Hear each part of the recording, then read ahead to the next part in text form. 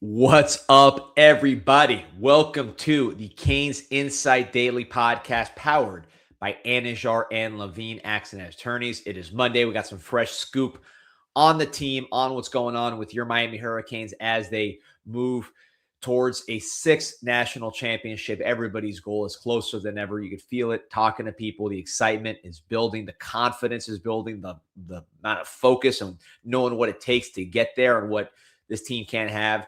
All of that is at a peak based on their experience and just the quality of human being you're bringing back and adding to the program. So we'll talk about all of that. Also get into some recruiting, a freak of nature 2028 prospect who could be the next Greg Rousseau, maybe even more than that. Who knows? We'll talk about him potentially reclassifying as well. First, want to shout out Anijar and Levine Accident Attorneys. If you or someone you care about has been injured in an accident, you could be entitled to significant compensation. Dial 1-800-747-FREE, 1-800-747-3733. Take back control of your life with Anijar and Levine. Pete, hop in. D, good morning. Morning, man. How tough weekend for baseball for sure. Basketball, it didn't feel like it was the most painful loss in the world. Good fight, and what are your overall thoughts there? I was really down for about 2 hours because it was like an adrenaline dump after the comeback. But obviously Louisville did not have their best player, Mikael Brown. Everyone else steps up in a major way. Jay Lucas said it best. You allowed 46 points a half. That's no matter who you play. I mean, that's not going to get it done in the NCAA tournament. I think obviously you were locked into the 3 seed. It would have been great to win on senior day. It's a little bit annoying. I'm seeing, kind of the drop back to that 8 line, which you really would like to avoid. And I think that's the biggest thing for me. That's kind of the nuisance about the loss. Because you'll probably have a rematch against them. I wouldn't be surprised if SMU beats them because it'll be SMU or SMU has to beat someone first in their first game, and then they would have a chance to play against Louisville there. And I could see SMU winning that game because they're a desperate team right now. They need a couple wins. But if Miami gets that matchup against Louisville, you'll probably have Mikael Brown out there. I'll say this. The positive for me, D, is that 3-point shooting for Miami continues to trend up. Miami has been, by the way, there's a great account on Twitter, Canes Research. It's a new account that's popped up that's been doing a lot of good, statistical stuff for all of the they don't have their identity on there. They say it's someone who's been in sports media there. So whoever it is, shout out to them. But they had a stat the other day that in the last 5 games, Miami's the number 1 3-point shooting team in the ACC. So is it an anomaly? Maybe it is. But if you're shooting, and they're at 43% in these last 5 games, at least in the tweet that he sent out. If you're around 40%, D, I think that's a good it's a good situation there. So yes, I was upset initially for a couple hours there just because it looked like I thought it was a horrible call on Shelton Henderson on that foul call. I had a very good vantage point of that thing. And it was, but those refs, man, it was these ACC games, man. A lot of these games are just called too tight for my liking, man, in terms of not letting these guys play. And honestly, like it was a charged up atmosphere, and there were some calls that went Miami's way too. But man, I would have liked to see them let that one go there. Obviously, a bit biased, but and then great shot by Louisville at the end. I got to give them credit. That was a big time shot by 14.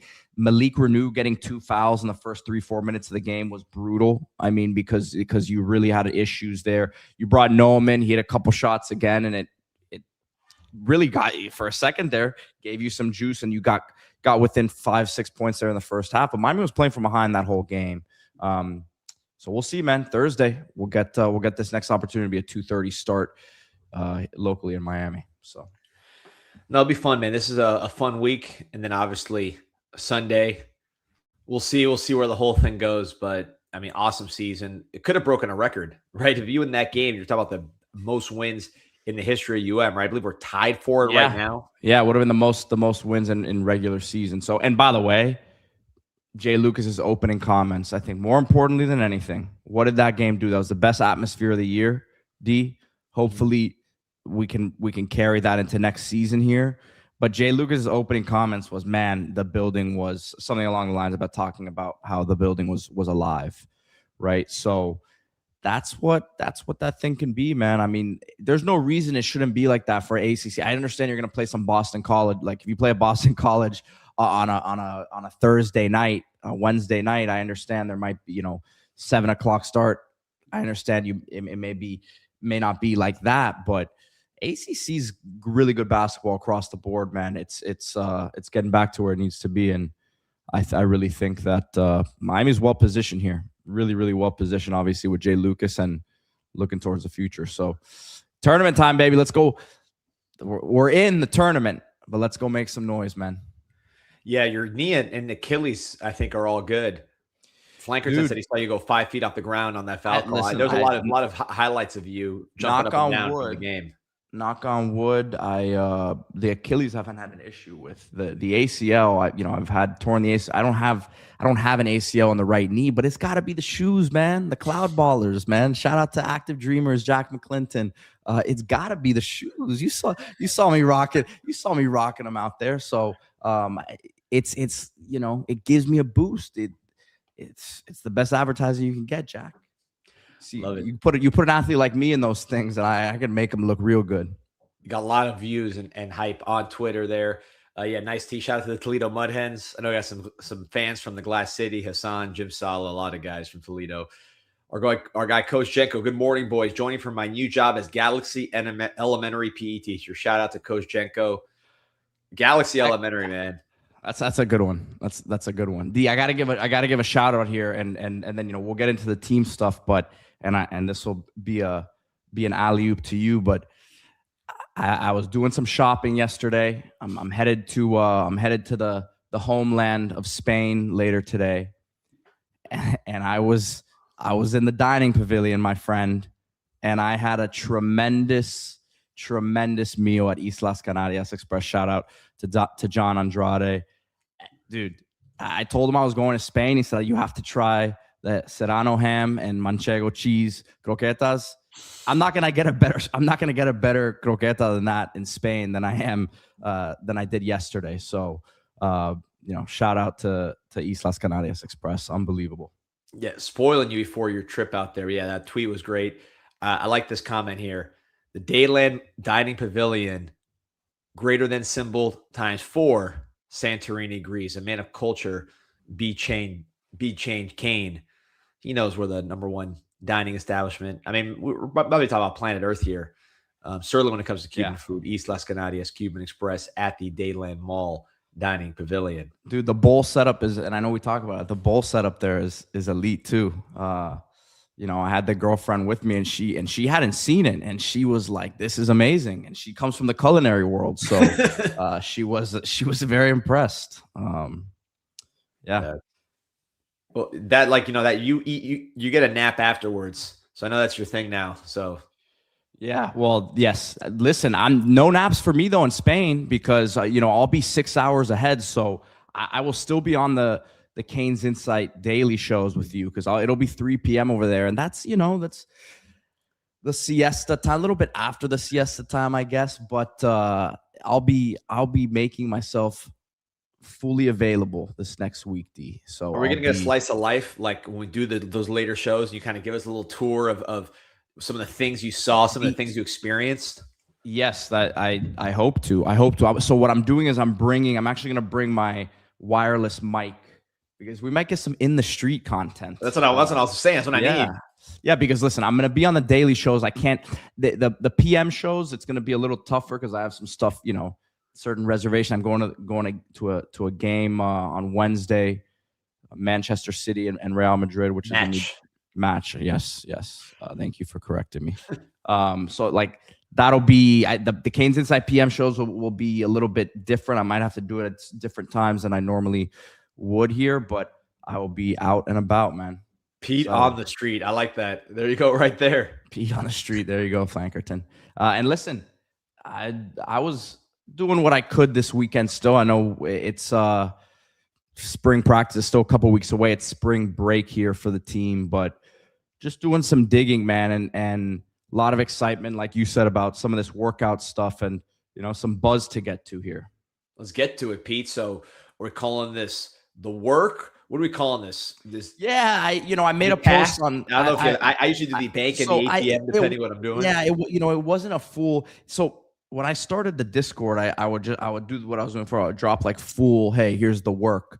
But now it's like the whole thing's the work. So I'll do a post here, a post there. Everything I drop is technically the work. That's kind of how I like to put it. But we'll start D with a guy who's returning, because a lot of the stuff that we talk to people about at this time is, hey, this freshman looks good, because you're not used to, these are the new faces. You've seen these other guys. But one name that I found very interesting, and it doesn't surprise me, but who some people believe has taken his, not to say his game, but gained a step in these workouts. Sharmar Marty Brown. And I think, Fletcher coming back obviously has been one of the big stories. Lyle and Pringle, where we knew that they were kind of on the fence there. Pringle more so than Lyle because he actually entered. But getting those two back, those were all storylines. People haven't really spoken about Marty Brown's return. We knew what he was last year. He was a bruiser for Miami. He was honestly, he kind of went, I don't want to say disappeared in the middle of the year, but his usage went down middle of the year. But where was he most utilized? First few games of the year where you needed him, last few games of the year, right? The playoff games, the important stuff. And he was a very consistent player when they needed him in those moments. That step, that extra, I think, gear that could turn some of those 4, 5, 6 yard bruising runs where he's finishing as he always does. They believe that he's gained a step here to maybe, bust off some more 10+ yard runs here, which I don't know that he's going to have the long speed to be a 50, 60 yard guy that we think, that we saw Fletcher is now in the national championship game. I think Lyle is, Pringle has it. But man, if people are thinking that he's gotten faster, D, which you know how this is, that's not a comment that is made. People always like to argue, hey, can this guy get faster? Can he not? I think a lot of it is just your body type, right? He's a thicker build, leaning up a little bit, right? And he's already a naturally strong guy. And Bagging Up says, don't hype him. But D, this is people who have been around the game a long time are saying these things. And by the way, look at Fletcher. People put a ceiling on Fletcher. Fletcher was not moving like he moved in that national championship game, or even against Texas A&M, as we saw in the playoff, at really other points of his career here. Health with Fletcher too, but confidence, everything else, all the work he's done in the weight room. So, I mean, there are ways you can elevate. It's not like you're going from 0 to 60. This guy was a very good back for us in terms of the biggest games against the biggest opponents, Notre Dame, Ohio State. Look at some of the rivalry games with Florida. He was on the field at the end, particularly, I think, because he didn't fumble. He wasn't a fumble risk as much as Fletcher. So I think they just trusted his ball carrying more at the end of games. Still a good blocker. Still good hands. Still tough. Yeah. So if he could add that explosive element, and remember, his most explosive run this year got called back, which was the one against Florida. That should have been a 50-yard touchdown, more because of his balance than speed. But that should have been a long touchdown as well. So right. I'm excited to see what he can do. And I'm not surprised that people that work hard and do the things right get better. I mean, that shouldn't be a surprise to anybody, that the guys that are going to make leaps are the ones that are going to work the hardest. It goes hand in hand. It's not just talk. Well, and the beautiful thing about it, D, is with spring starting here in a couple of weeks, you're going to be able to see this stuff. Like you can see the difference, just with that quickness. I think you'll be able to tell pretty quickly whether or not these things are true. 100%, man. So let's go. What else you got? Next thing, and I think this will excite people. Vandrevius Jacobs coming over from South Carolina. They call him Dre Jacobs. So I think we got to start to call him Dre Jacobs. And people have, I dropped that the other day and people didn't know who it was. Dre Jacobs, wide receiver, South Carolina. He might be the fastest guy on the team, D. I don't want to say it definitively because you got some real speed on the other side, but he is flying. He's absolutely flying, and we've talked about it. one of the things I saw, we talked about the Clemson game, but the A&M game, they watched the A&M tape, and then they watched the tape from our game, and they said, we didn't have a single guy who was running by their defensive backs, and he was Will doing Lee, that. who's going to get drafted, by the way, was the guy covering him. Right, and it wasn't just like the play that one play, like other plays where Miami really thinks that now in this with this offense that he's going to be in, with the quarterback throwing him the football, because there's a lot of stuff where he was maybe open and the ball didn't get to him last year, right? So the speed element that he's bringing, he's going to be my obviously we understand Malley's going to be in the slot. Barcate's going to probably be one of the outside guys. And then I think we'll see some more 4 wide receiver sets, but I think you're going to see a real nice battle between, it's not necessarily just a battle, but that other spot, I think, is going to be Josh Moore, Jacobs right now. D. Yeah, no, I've heard that we always set it up as Josh Moore and Cam Vaughn. I heard Josh Moore's really playing well there. Yep, heard that. That's going to be an ongoing deal. Jacob, go ahead. No, go ahead. Sorry. I was say Jacob's an outside receiver, different than Josh Moore. You know, Josh Moore's going to be more of the go up and get it, kind of just a big physical guy, an outside guy for sure. Jacobs is also an outside guy, but a different kind of outside guy. He's going to stretch, like we talked about, with speed over 17 yards a catch in an offense that was not functioning at the highest level up front with the offensive line and quarterback. So I think you'd expect, given that production going deep and the way this guy works, he's a great worker, that should continue with Mensa and being that deep threat, which, like you said, we did not have against Texas A&M really throughout the season. Yeah, and they just think that like what teams were doing with these boxes last year and really compressing the middle of the field to slow down a Malachi Toney, it's not going to be as easy to do that with that speed that Jacobs brings to the table. You mentioned Josh Moore, and I'll say this on him. They obviously wanted him to stay. But they also understood there was a chance that he left. They really believe that him staying shows that he's mentally in a really good place. And they're very kind of, I don't know that proud's the word, but they're like, okay, encouraged. They're very, encouraged in the competitiveness he's shown by knowing, hey, we brought in 3 transfers, right? And they were pretty upfront about, and there were guys leaving, but he was already ahead of the guys who left, right? Like he was already playing more than them. So those guys he was kind of in front of them already, but they were upfront with, we're going to bring multiple guys in. And he's a guy who had suitors elsewhere, would have been well paid at other places and been promised a starting spot and all that. So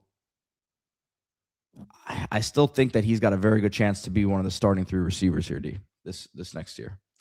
Yeah, and look, if so it would be him, Barcate, and Malley. And Malley. And then I think so it shows but I think it's both. I think it's Jacobs and Moore right now, D.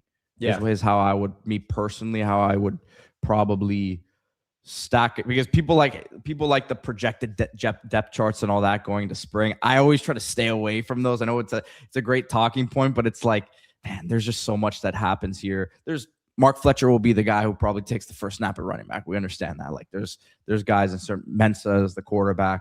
But with those positions of rotation, like receiver, and then you got corner too, right? Linebacker, there's going to be a lot of rotation as well. Like it's hard for me to kind of project it, but at receiver, I would say those are the top 4 that I'd be looking at right now. One note about receiver. When there's levels to it. Let's see what they do when pads come on. And then you still don't even know what they're going to do with full contact and guys really trying to knock their heads off and tackle them, which you don't see as much in practice. Maybe a couple scrimmages in spring, a couple scrimmages in August.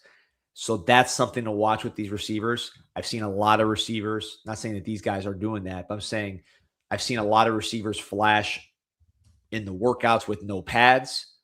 Then the pads come on, they take a step back, and the other guys take a step forward. I've seen guys be great all the way around. Malachi Toney comes to mind.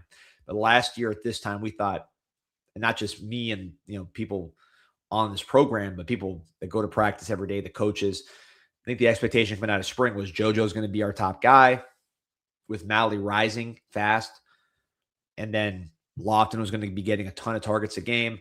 Lyle would be the top running back. That was the expectation coming out of spring, after spring practice. So there's a long time until the camp starts.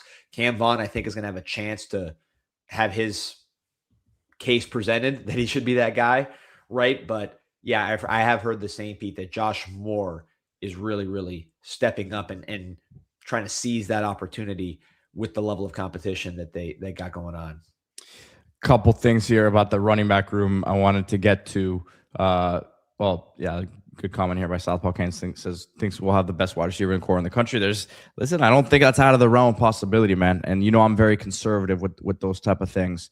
We got a comment here from One Worrell, says healthy Lyle's the best running back in the room. Got to stay healthy. That sentiment is still believed by some, D. Which it's almost disrespectful to say just because of what Fletcher's done, but it's not. I don't want to say it's disrespectful as like a slight to Lyle, because I do believe he is really that guy, but like Fletcher just did what he did. So it's hard for me to just say that coming off the back of what we saw here. But and then Kyle asks, do we expect Fletcher to be playoff Fletcher or regular season Fletcher? I think that what you saw at the end of the year there was a kind of a culmination of them. Remember, you have to save these guys a certain bit throughout the year. We talked about all season long, D. You got to peak at the right time.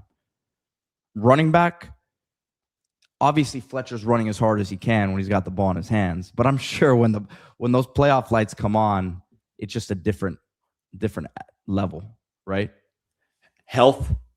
Fletcher's been banged up. Remember, they had to. That's what you kind of had to save him at the end of the year there, and he was banged up before that. He's a big target, which is another reason why I think what you're talking about, Pete, with the emergence of Lyle. And by the way, just let's say a mutual friend who we would both know was talking to Coach Saldinger before, and he mentioned Lyle, and he goes, "I think this guy is going to remind you of some of the guys you had," to Saldinger. And by the way, Saldinger watched Lyle out. This is when he first kind of told to put eyes on Lyle early in the process. Now Saldinger is also a really big Lyle proponent. So there's people that are very experienced, know exactly what they're talking about. I've seen a lot. I mean, they're right. The guy who have seen what they're supposed to look like. It is. Yeah. Then they say Lyle's that guy. Yeah, and Kyle's asking about the explosiveness that he showed in the playoffs. He hasn't shown his entire career. I mean, I think he was very healthy at the end of the year, number one. And dude, sometimes like it just takes. He's a vet now, baby fat. He was a big guy naturally. Some guys just learn their bodies at that stage, right? I mean, this could be a complete theory, but that's how I see it. Like he's a grown man now. When he was coming in, first few years, you're still kind of a kid. And this is why sometimes it takes, that's why Indiana with a 23-and-a-half-year-old roster, as much as we joke about it, and like, we're not trying to like use it as an excuse, but that's why it's a good thing. No doubt about it. Akeem Mesidor at 24-and-a-half years old is just so much further along. Why did he look different this year? Well, he started doing the yoga stuff, the swimming, whatever, the stuff that we've talked, the Pilates, like that stuff that he added to his routine. Some guys just aren't there yet. So I think that's everything kind of goes into the equation. And then the adrenaline too. I mean, those games are different. Yeah, and also the pistol is a good point. That the formation gets them going downhill a little bit more. Yeah, that was a good just fit for Mark. All right, so a few more things here. Yeah, so couple anecdotes regarding Malachi Tony. And this is, everyone knows the sort of football character that he has, right? This isn't, these things shouldn't be like a surprise to people, right? But I heard this from two separate people. The other day, a couple weeks ago, when Kirby and Mario had the back and forth at the at the charity thing, right? The Canes plane, with Mario and Mally and whoever he brought with him, landed back in Miami about 2 a.m. He was back in the facility on the jugs machine at 5 a.m. Promise. This is, again, multiple people have told me this, right? So landed at 2 a.m. for his award ceremony that he was named offensive freshman of the year or whatever it was, and then is back on the jugs machine at 5 a.m. I believe that. Also jugs machine related, right? He's got a nice setup, because he posts Instagrams about it. He's got like a nice pool, he's got a nice house, and then he's got the jug machine right there. So since he posted the place, so I don't feel like I'm putting anything out there, but I heard the first major purchase he made at that place was his jugs machine. Before anything else, and he made sure he had space in the backyard when he was picking the place out. That was the first purchase he made, D. So you look at what people ask about, hey, this NIL money, can it get to these guys' head? 100% it can. 100% it can. But the early signs with a guy like Malachi Tony is that he's reinvesting in himself and reinvesting in what has gotten him here. So that's who he is, man. That's who he is. That's what makes him a special player. I thought both of those tidbits were pretty cool. Love it, man. That's the guy right there, Malachi Tony. And by the way, I know the person that's telling you a lot of this was saying the same things about Malachi Tony for months before it happened, and was, again, saying things at the time that if someone would have heard what he was saying, would have said it was hyperbole, and it turned out probably to be understatement as far as the instant impact. So this is someone that knows Malachi very well, and I know because I remember what he said when he said it, at the time he said it, all turned out to be very, very true. So I just had to mention that, for giving your information and some of the things you're saying. This is not someone who just talks to talk or hypes everybody up. And I dropped the Discord link in there. I made a post on all this stuff on Saturday night, so that this stuff has been up there if you guys are interested there.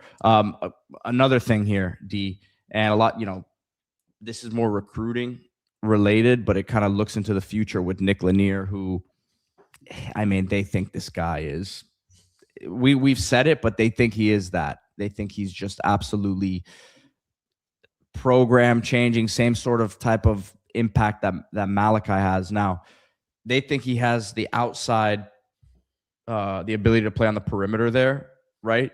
And that's probably what he's going to play right off the bat, because you'll have Malachi still in the slot there. But the expectation, I think, right now is that he will take over in that slot once Mally's time, which will probably be 3 years if we're being honest, right? We can't expect more than that. But I would say start on the outside, and then he'll be your primary slot once the time comes. But no, they think he can play this year for them. Yeah. Like right now. So yeah. Just ran a 10.77, by the way. I think it was win aided a little bit, but we're talking about he's already getting sub 11 on these times, which I know he ran 11.2 his first track meet like ever, and people were freaking out. But yeah, March 7th, so 2 days ago, 10.77. Wind aided, but he's going to be where he needs to be as far as running pretty soon. I'm not worried about his pure speed at all. And certainly not worried about his game speed at all. By the way, just for some comparison, the same meet where Amari Nugent, I believe he committed to Florida, right, from American Heritage, the defensive back. Let me just confirm that. But sorry, yeah, 4-star defensive back out of American Heritage. Yeah, he committed to Florida. Just for comparison, same meet, same wind, he ran 11.2, and Lanier was 10.7. So bagging up says I only heard the 11.2, man. Bagging up has selective speed hearing. Look it up. You guys stay on top of it. Bagging up. He's getting faster. I'm trying to think if there was anything else that I didn't post to Discord that I that I maybe missed. I mean, look, to me, man, the Jacob stuff was very encouraging with the speed. The Josh Moore stuff was very, very encouraging. Marty Brown stuff also, because again, that was just like brought up to me, like wasn't like asking anything. So I think those are always the interesting comments. But yeah, that something that, and this wasn't from that conversation I was having, D, but just from other stuff. One thing that will be interesting to see emerge is the leadership. Who are going to be the guys who are a little bit more vocal? Which I don't even know that Bane was a super vocal. He's not. Yeah, was not. He wasn't. But and Malachi is a lead by example guy.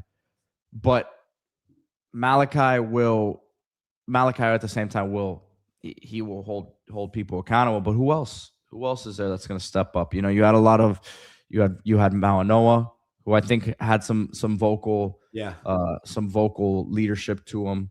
You had the whole line was pretty old. The O line for sure. Fletcher, I think, will be that. Yep, that was gonna be my name. Fletcher will be that. I mean, I don't know enough. I haven't heard or asked enough about Mensa in terms of that yet. To really know what he's. I don't know that he's Cam Ward in terms of like getting in people's faces like that.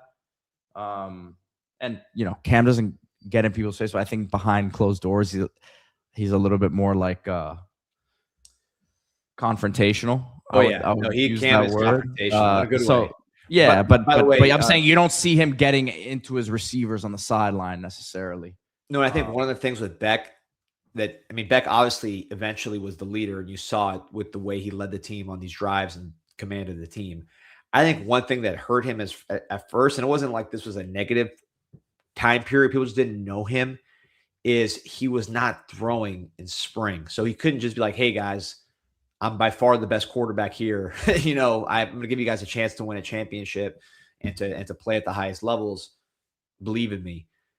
Mensa is going to practice. He is practicing already, and he's going to be practicing day one of spring. So I think that, which Cam Ward is the same way, is going to allow him to take more of a leadership role because he's going to earn the respect the first day he goes out there and lights up the defense, right? So I think good point here by D-Hucks too, that you had Keelan Marion, CJ Daniels too, Keontae Scott. So you're reworking that, but that's also college football today, right? A lot of those guys were transfers that came in for 1 year. So right. It'll be interesting to see because everyone's like, man, it's a little weird. I've gotten the comment a couple of times, like it is very weird that there's no Francis or Bane here. Like just in terms of themselves as 3-year starters, you mean? Well, just the presence that they brought. I think Fletcher. Fletcher is one of the top running backs in the country. He's physically imposing in his way. He's on that level. All the respect.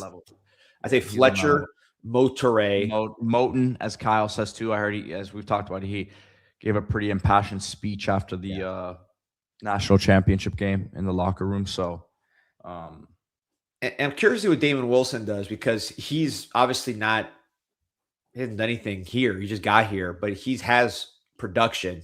He's going to have scouts there looking at him as a first-round pick. And from what I understand about him, he carries himself the right way, works hard, trying to learn, trying to do extra. That was the big way that Bane and I think put Messidor in that boat too. Messidor was a big mentor to Herbert Scroggins. I think he'll be a good guy for Hayden Lowe, to kind of look up to. He's both 5-star guys. I mean, similar sort of build. Lowe's bigger than him. I would like Lowe. If he's not bigger right now this second, then he's probably got the frame to be bigger. And I just think that that'd be a good guy for him to kind of model himself after. No doubt. I like that. I've seen it. Lowe, a little leaner, still big, powerful, explosive. He's going to be one to watch in spring, but he was one to watch last spring. He's one of the best players we had in spring. We talked about Lowe every other show. It was just in fall he was. Before the injury, like I was just taken aback by the power that he played with already as a freshman. Yeah, he's going to be good. He's going to be a major part of this team. But yeah, man, you got me excited. I'm fired up. Yeah, man, a lot of good stuff, man. And we haven't even gotten to spring. It'll be interesting, D, because it's I think everyone's they're ready. They're ready now for spring. Obviously, it's spring break now, but it's a very, how do I put it? Like, you needed this rest. You have to rely on the sports science here, because after such a grueling season, I think they really had to, outside of the freshmen. The freshmen obviously are hitting it hard, but I think a lot of the vets had to really take it easier with them here and gear them up for this next season. So I don't expect there to be any drop in intensity level in spring. That's just not how Mario and staff are wired. But it'll be interesting. It's fun. And a lot of competition. You mentioned receiver, defensive back, offensive line, running back. There's a lot of competition. Quarterback, backup quarterback. You're going to see a lot of really good competition between young guys, portal guys. So it's going to be a lot of fun to watch and see what happens this spring. But thank you, Peter. And as always, thank you to my guy, Josh Sarnoff at Scrap City. Yesterday, Scrap City was celebrating International Women's Day on its Instagram. Again, shout out to Scrap-City. Strong, capable, and essential in every industry. Today, we celebrate the women who show up, work hard, and keep the industries moving forward every day. From the yard to the job site, strength and dedication make recycling possible and beautiful. Happy International Women's Day from Scrap City. Call them today, 954-330-9472, or stop by their Pompano Beach or Delray Beach locations. That is scrap-city.com. That is scrap-city.com. Shout out to my guy, Josh. Get that scrap metal turned into cash. I know we got working men and women all over this show and the comments. So you got extra scrap metal from AC, contracting, plumbing, whatever it is. Just clean out your house. Turn that into cash. Scrap-city.com. Also, got to pour one out, Pete, because I know you're going to be in España. I'm sure they have this because they have this all over Europe and all over the United States, and that is ZONIN Prosecco, ZONIN Prosecco, over 200 years over in Italy, the ZONIN family, one of the top winemaking families in Italy, in Europe, period. Now, that Prosecco is all over the United States. Shout out to Rob, huge Canes fan, huge CanesInSight fan, helping that happen. You can get ZONIN in Total Wine, of course, across the country. If you're in Florida, Publix, Jensen's Liquors, ABC. That's just a partial list. Restaurants from the Fontainebleau to Olive Garden, they are carrying ZONIN. If they're not asked for it, ZONIN, ZONIN. Shout out to ZONIN. Shout out to Josh Sarnoff, baby. Let's go. He's making this ad campaign very, very easy. You know, listen, we don't get any complaints. We don't get any complaints when the ad is on. I'll tell you that much. No, at all, man. The comments pick up. We got to juice up the comments. We throw on a Scrap City ad. But yeah, shout out to Scrap City. Shout out to ZONIN. Two Pinecrest grads, man. Both Pinecrest is a powerhouse out there. All mater of your boy home of Brandon Knight. Yeah, producing small business owners like a factory and executives. It's only small business on the name, man. This is big business. It is big business. CIS, big business. Appreciate you, AP. CIS, off-season content flowing heavily. Go Canes. Appreciate you, man, allowing this whole thing to happen. But the lifeblood of this time of year, spring is going to be obviously off the charts. I'm going to be out of the state the first couple practices. Pete will be there. But luckily I'm a couple hours behind. I will be in the sunny state of Colorado. So I will be doing the show like normal every day. And then Pete, I guess you'll be a guest on the show from the car, and you'll break it down and let us know what's happening with spring practice. People went begging for the car podcast. I've seen that once every other show. People are asking, can't wait for the Pete. That Pete car update's going to hit like crack. They're waiting for the car update. So we got to get an auto sponsor before that. But that's gonna be a hell of a segment. And then obviously then I come back and we kind of flip a little bit. And I'll be doing stuff a little later as I attend practice. So we will make it happen here on CanesInSight. No one's going to cover CanesInSight every single day like we do. I want to get into a recruiting update, Pete, but there's a couple comments that I wanted to get to. Get your thoughts on this one, Pete, while I just keep scrolling. Tua got released. Any thoughts on that? Used to pray for times like this, man. No, I like Tua. I just think, man, he got the concussion stuff. You really couldn't sustain it. It was a ticking time bomb. So I don't think he was bad. You needed certain weapons around him, and I think the offense he was in was really good for him with McDaniel.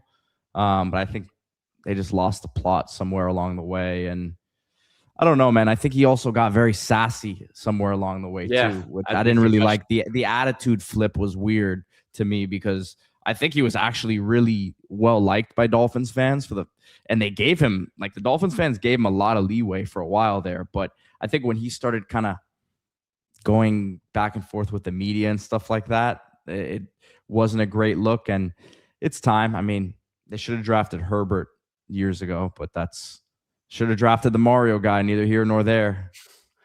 And once the haircut started getting different, you knew things were going south.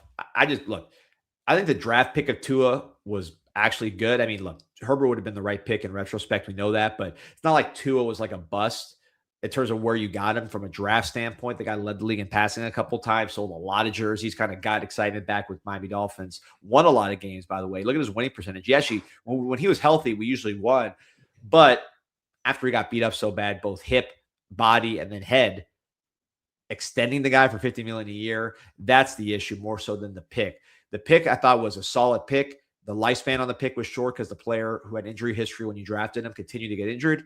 But then the extension on top of that is why Miami's in a position where they have to trade Minka Fitzpatrick to the Jets, as we just saw. Well, so he was having that year. It was really fun to watch. What was it, like year 3 for him, year 2 or 3 for him?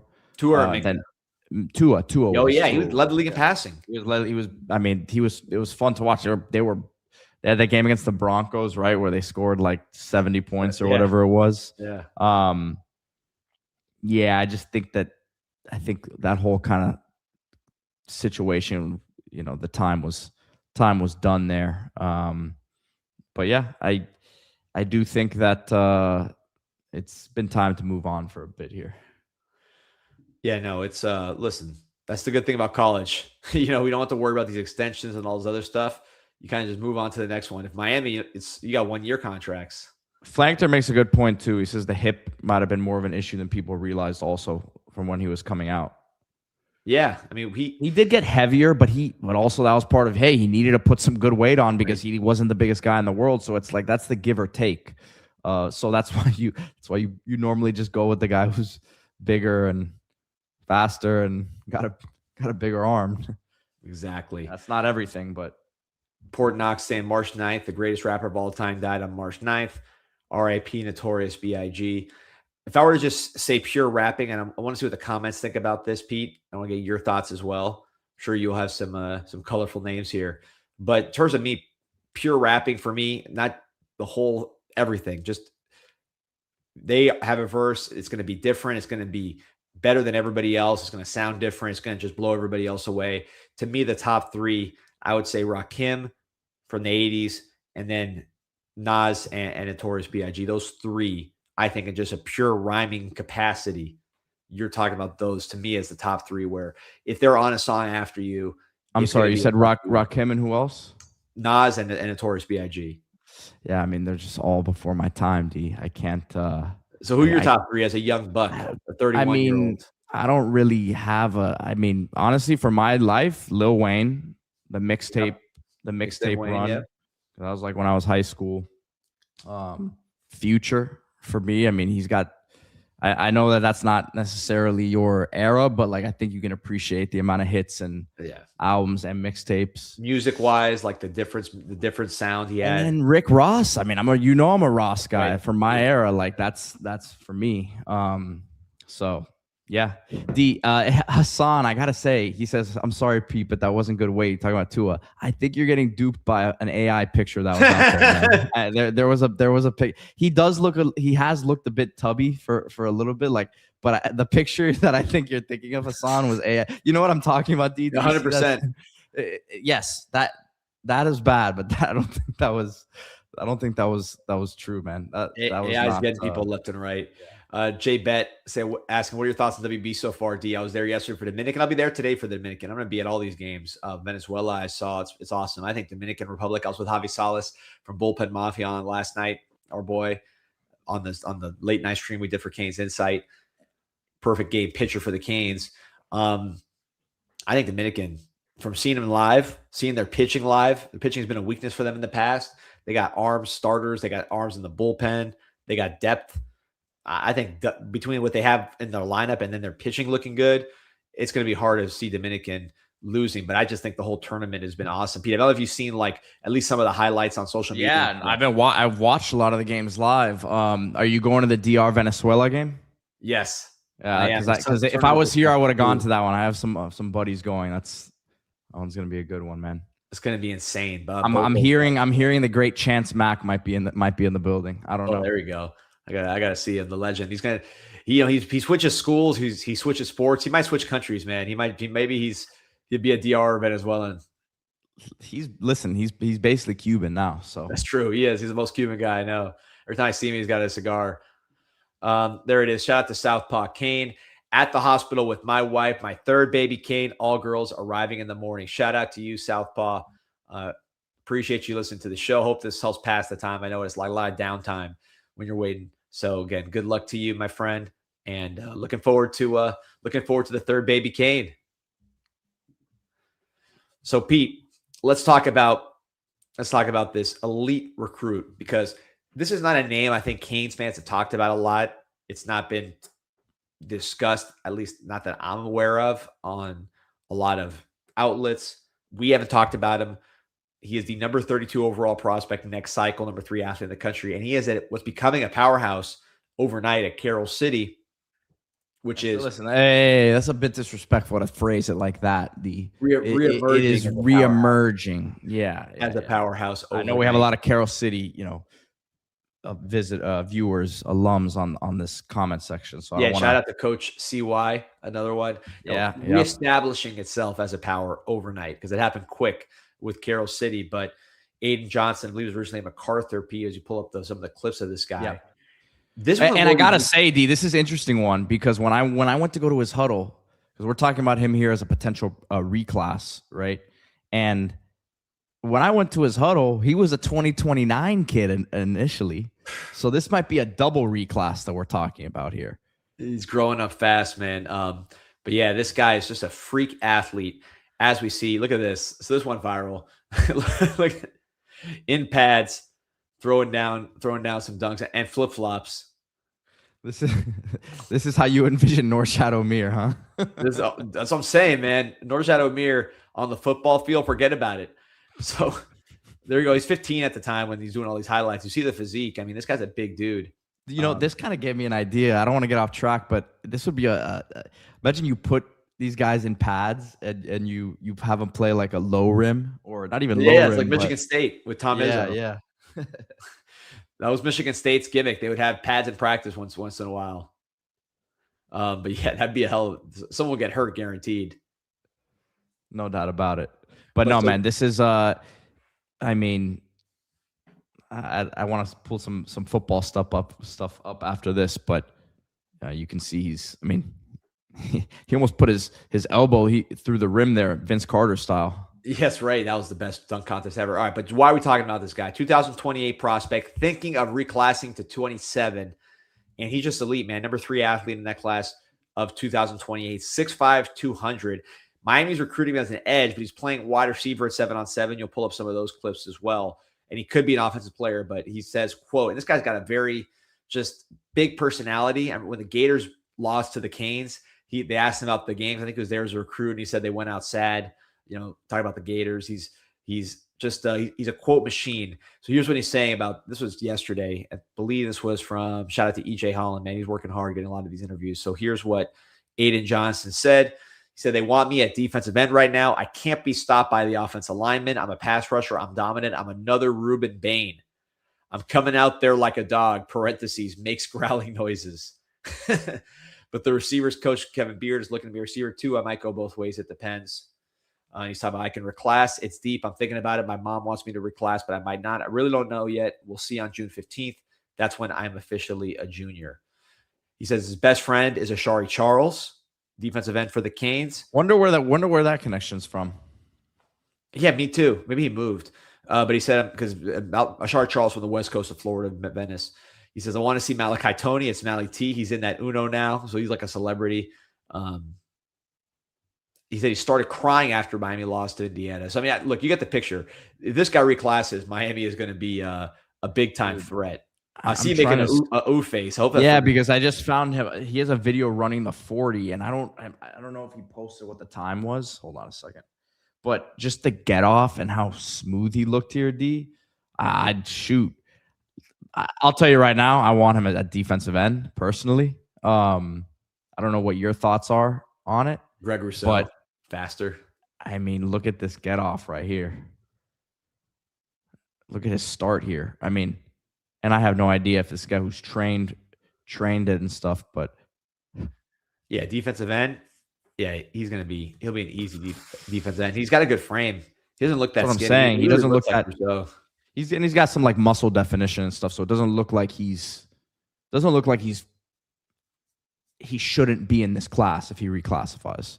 Now, will he be the 32nd ranked player in this class? You know how that goes. They'll probably drop him to the hundreds. But if he then now has a great senior year and shows that it doesn't really matter, then his huddle stuff was from, I guess, like a year ago, so it would have been like his freshman year. So I don't even want to, pull up the 7-on-7 stuff if you can, because this guy was going wild at 7-on-7, just mossing people, doing his thing in that way. Just a really like Rousseau again. So for those who don't remember Greg Rousseau, when Greg Rousseau was a high school player, Greg Rousseau was a wide receiver, played safety, did a little bit of everything for Champagnat and Hialeah at the time. It was a smaller school, but he did everything. And he was very, very skinny, about this size. So people didn't know if he'd have the weight, but he never really dominated 7-on-7 type of scenes like this. I mean, he made catches in games, and you can see this guy's big. He's not going to be he's actually bigger than Rousseau at that age, at least in terms of the. And Rousseau was a little bit more reserved than it seems in this guy. Yeah, this guy definitely does not seem reserved. I think that's a fair statement. This dude's an animal. And just again, you read the quotes talking about he's crying at the national championship game. He's another Ruben Bain. I mean, look, again, we've talked about it, Pete, though. The fact that you are now seeing the stars really be stars, and everybody wants to be the next Ruben Bain. I'm Mally T. I want to see Mally T. So that's another thing to consider. I guess this guy was also at South Broward as well, which is I believe the alma mater of Chris Wheatley Humphrey, I want to say. So he's pretty well traveled. But, now going to Carroll City, he's going to be very exposed. Who's his biggest teammate at Carroll City? Is going to be Nick Lanier. Pete, you should pull up these freshman highlights, too. They're good. I'm watching them now. This guy's good. South Florida's coming back, Pete, with guys like this, Amir Sears, Mark Matthews, Nick Lanier. It's great to see that. You need the city schools. You need Carroll City. You need Northwestern, to be those schools. You need Central. Oof, this guy right here, Pete. You know what he actually looks like as a freshman? James Williams. But I think this guy's actually going to develop. People said James Williams would develop into a defensive end, now a linebacker in the pros. I think James Williams was a little skinnier. I never heard James Williams saying he wanted to play defensive end, though. Exactly. Like this kid wants to play defensive end. It seems like he'll play either side, but when he's talking about wanting to be the next Ruben Bain, it's a little bit different than having to convince a guy to even play linebacker, which he didn't want to do. If we're being honest, Right, 100%. And this, those guys get paid the most too, defensive ends. So financially, it makes a lot of sense. This is a true freshman, by the way, or whatever you call a high school true freshman. He's a 14-year-old kid, I think, in these highlights. So we're talking about a young buck. Here you go. This is for South Broward. This is at school again. We got Chris Wheatley Humphrey from here. He since transferred. I guess he played MacArthur last year, and then now he'll be at Carroll City, which, the portal era, it's become quite common. But you see him making some plays. This is what caught my eye, Pete. Look at this one right here at defense. Playing nickel linebacker. Yeah, I guess a overhang. Yeah, Someone in the comments said Sonny Styles. I didn't dislike that comparison, D. No, at all. Or Arbor Reese. Both of those guys, just freaks, that play. There you see him right there. This guy's nasty. Reads the play, good instincts. And then he's nasty. Yeah. That 2028 class, I don't know if there's gonna be anybody left. All those guys are so good. They're just like, why am I in high school when I can make money now? By the way, another NIL downstream. These guys are just skipping their senior years. Yeah. Senior year, like I said, he was a 29 kid initially. It looked like. This guy is flying, man. I just like that you look at him against Cardinal Gibbons too. Yeah, there's nothing skinny about him. No. Change direction. Let's see if he beats this guy to the sideline. Sure does. This is one of those that if you're listening on audio right now, you're just go ooh. Yeah, I'm just making sounds. Special, man. This guy's really good. Yeah, I mean, look, again, a 6'5" player, 200 pounds. He claims a 4.5 40. I think he claimed a 21 flat 200, which I can't believe. I couldn't find that time. I mean, he ran that 40, and it looked like it was a laser time setup. So if he has a 40, it looks like it might actually be a laser time. So. And he's ranked high, so it's probably a good time. Usually when you see guys that do the events and they're ranked high, that means that the time is good because the rankings depend on that a lot. So there's a reason why he's a number 32 prospect. I like him at this linebacker spot, man. I really do, D. No, he can do damage there. That's what I'm saying. I like that. This might be his spot. Well, look, it's kind of like Arvell Reese. Because Arvell Reese, you're having that debate now because he was really more of a linebacker for Ohio State and worked out their number one defense in the country until they played Miami. But that worked out for them with Arvell Reese being more of a linebacker. I will say in the NFL, you're seeing these guys eventually become defensive and like pass rushers. Like Micah Parsons was a linebacker, then to pass rusher. Abdul Carter was a linebacker, then to pass rusher. You're seeing Arvell Reese probably going to be a pass rusher. TJ Watt, I want to say, was a stand-up guy that became a pass rusher. So you've seen these guys. Clay Matthews, remember Clay Matthews for USC? He was kind of a jack of all trades in college and became more of a pass rusher in the pros. It seems to me their highest value, both monetarily and just to the team, is rushing the passer.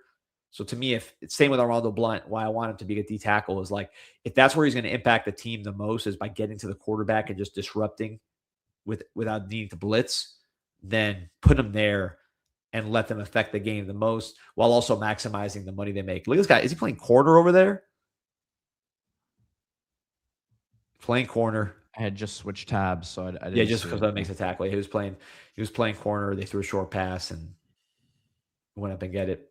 Yeah, there's some more receiver highlights. I gotta get a hold of that MacArthur video. I'm sure it's pretty spectacular. Yeah, that's great stuff there, man. Shoot. I know one thing, Pete. You gotta talk to your boy Cam because we are going to Carroll City game. Or he's at Shopman, right? No, he's at Carroll City. He's at Carroll City, yeah. It's funny, man. What a coaching staff they have over there. It's him and Najee Davenport coaching running backs. So I think there might be someone else too who's helping out. So he said we got an open invite to spring practice. We gotta go out there. We're taking that. Yeah, when I come back, I'll hit him up and I'll see when we go out there. We got to go to Columbus. I know. Listen, you might have to take back some of the stuff you said about Columbus if I get us over there because we got Amir Sears over there. So I can't say anything right now. I mean, Columbus is doing great. What can I say? You guys got the Heisman. The basketball's good. Baseball's good. Our coaches from Columbus. What am I going to say about Columbus? Boosters. We got some good ones there from Columbus. So I got to call it like a spade a spade. I can't say anything. They're doing great. A couple more years of this, and the kids might be taking that Columbus admissions test, man. I don't know. I mean, they could take that in their sleep. They could take that right now. They didn't have to wait. They could take it right now and just keep the score. They'll be straight. But yeah, man. Listen, so far so good. We got Caleb Gaskins coming next year to Miami. The coaching staff obviously is from there. We'll see if we can do more on basketball. Obviously, Coach Moran. Hey, listen, I told our guy Evan that CY was so good. We might have to have him on every week. He said he talked to him. He said summertime, man. When these guys have more time on their hands, we might have a weekly Coach CY show, man. He was electric. So he was the best, man. He said he wants to talk more about old school Miami hoops with us. And just be a storyteller. So in yeah, 100% in. That he was awesome. Fort Knox says you guys need to get with Flo that went to Carroll City on a collab. Love Flo. He's great. We definitely got to get him on. He's another car guy. We'll get him and Pete from the car, and I'll be I don't know, in a ski lounge. Yeah, man. Shout out to Flo. It'll be interesting. I'm happy to go out there, try to get out there every spring when my kids have spring break. So it often conflicts with the beginning of spring practice, and it's the worst feeling because you're doing something great, something very expensive that takes a lot of sacrifice to get out there. But you're like, man, I wish I was in the heat right now on Green Tree watching these boys. But you'll be giving the scoop to Canes Nation. Yeah, listen, the IPF gets a little chilly, man. It does. But this practice is going to be hot. It's already starting to heat up. And you know what? I gave you an alley-oop earlier. I'm going to do this now because I'm not going to have an afternoon show. It is getting hot. It is getting very, very warm outside. And it's crazy because we had this, cold front and all that, but it's humid, it's hot, and your ACs might be working right now, but you got to get that preventative maintenance in because I know it's not working as good as it could be. Shout out to Chill Zone Air Conditioning. Hit up chillzoneac.com to get your free consultation set up. Melissa and the entire team there, best in the business, servicing Tampa all the way down to the South Florida area. Again, chillzoneac.com. Ductwork, duct cleanings, installation, repairs, maintenance, and much more. Obviously, we're talking about the AC. If you guys need a heater, hit them up as well. Your comfort isn't just a temperature setting, it's a promise. Beat the heat with Chill Zone AC. Call them today, 786-378-2778 through 786-378-2778. And this is for commercial and residential. Great setup there, Pete. Love it.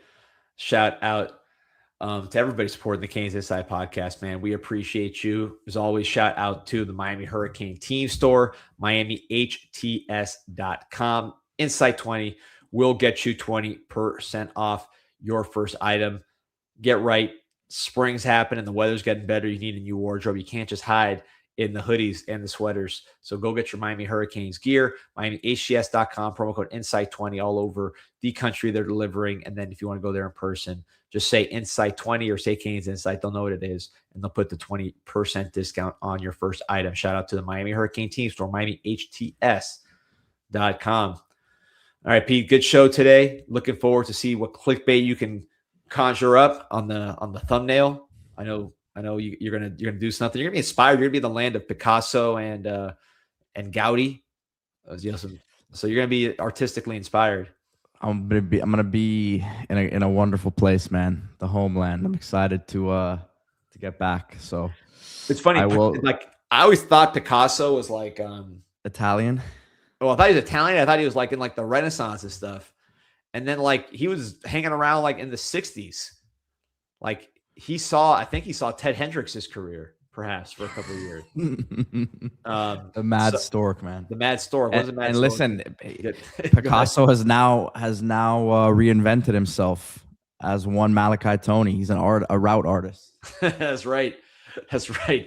Young Picasso. I love it, man. All right, Pete. Well, have a safe trip. Looking forward to I'll be on with you, man. I'll be on with you guys. So hopefully we don't skip a beat there. I'll have to test out the internet connection as soon as I get there, but we should be all right, man. Every time we've done this now. We've done the international travel for a few years now, both of us, and we always seem to make it work. So yeah, and look, if the video's glitching for whatever reason, you need to get like a picture of just like you. Yeah, I can set that up. I can set that up. It'll be like audio. I can do like the audio of, and then we can just have me right there in Mercado San Miguel. I'll be out and about, man. So we'll work something out. We'll be good.